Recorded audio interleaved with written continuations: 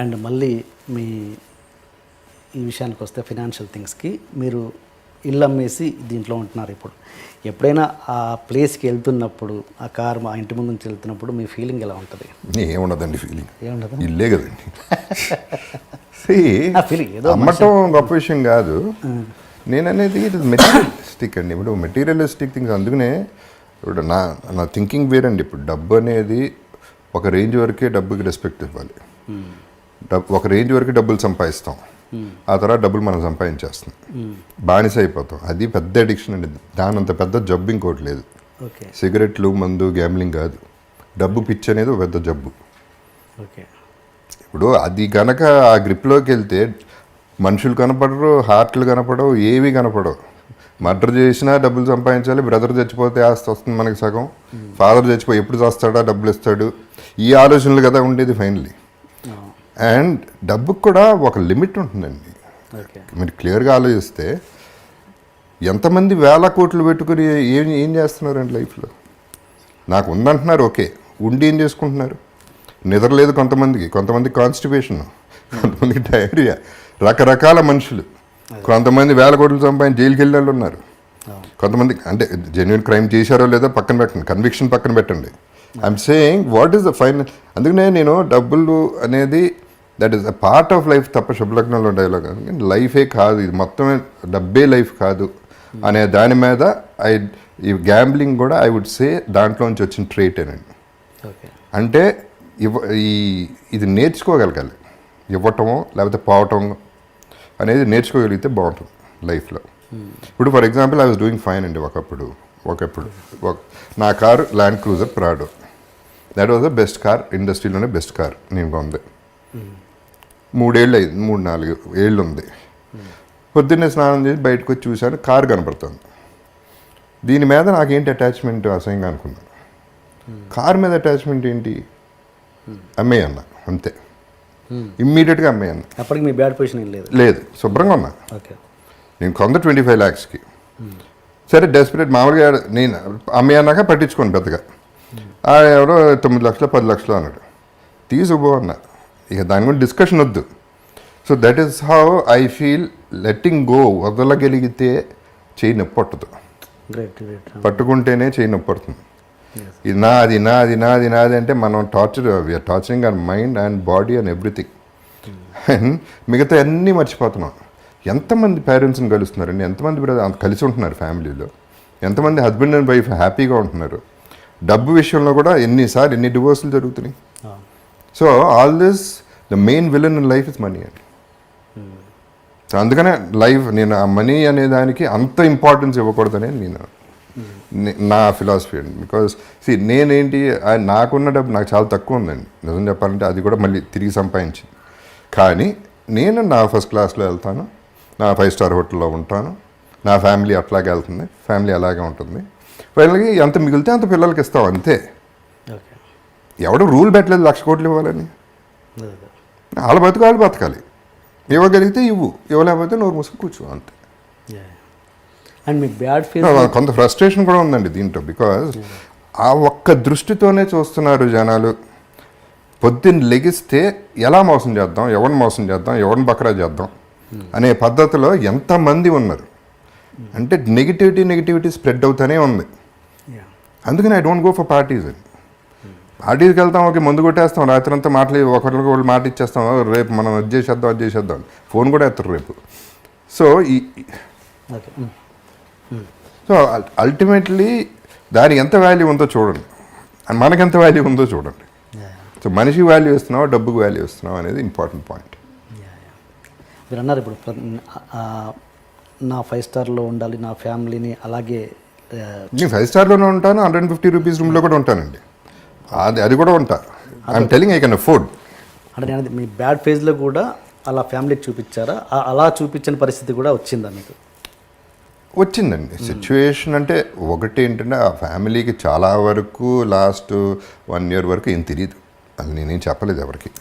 So I had to maintain. వాళ్ళు అడిగింది ఇవ్వటం వరకు చేసాం, అంతవరకు చేసాం. అప్పు చేశాను 60% ఇంట్రెస్ట్ కట్టిన రోజులు కూడా ఉన్నాయి. సో అవన్నీ దట్ ఈస్ మై ప్రాబ్లం. పెళ్లి చేసుకున్నాం, పిల్లల్ని కన్నాం, వాళ్ళని చూసుకోవాలి. ఎలా చూసుకుంటాం అనేది నా ప్రాబ్లం.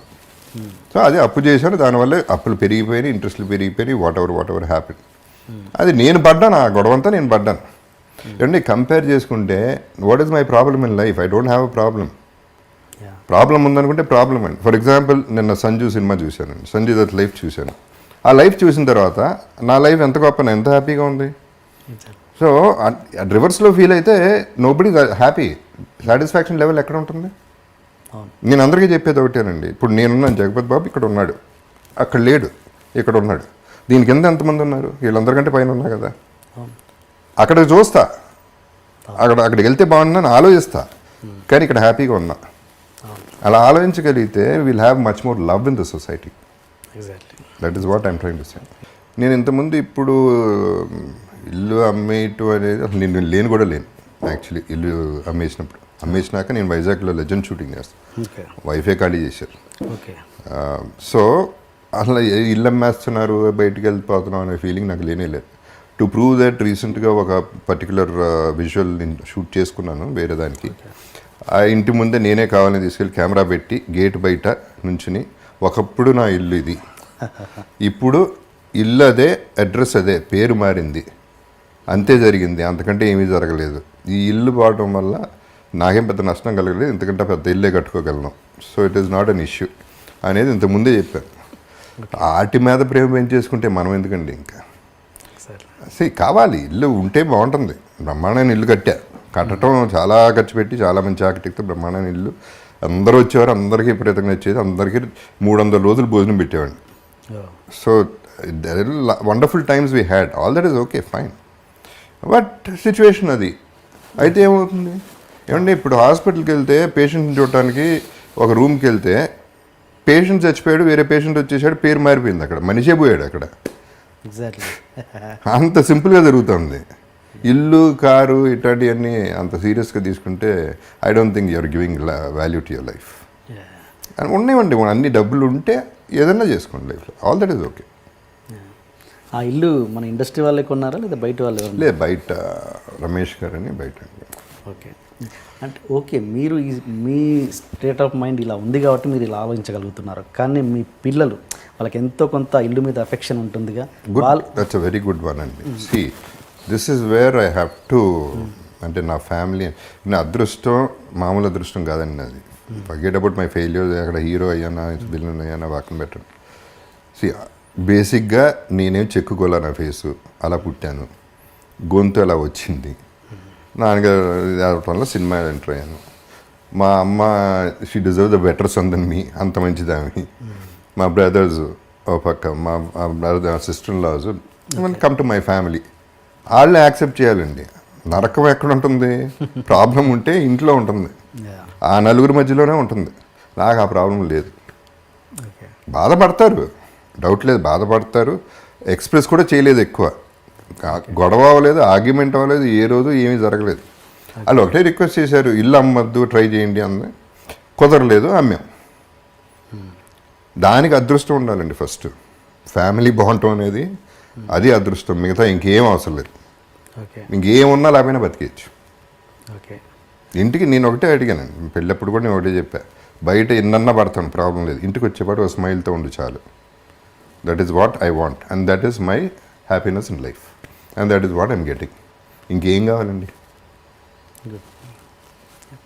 ఇప్పుడు ఇది కూడా అంతకుముందు డబ్బుకి వస్తాయండి, అంతకుముందు ఏమంటారు దీన్ని, ముజ్జరాలకి వెళ్ళేవాడిని బాంబేలో, ఇక్కడ ఫామ్ హౌస్లో పెట్టినప్పుడు. ఏంటనేది నాకు క్యూరియాసిటీ.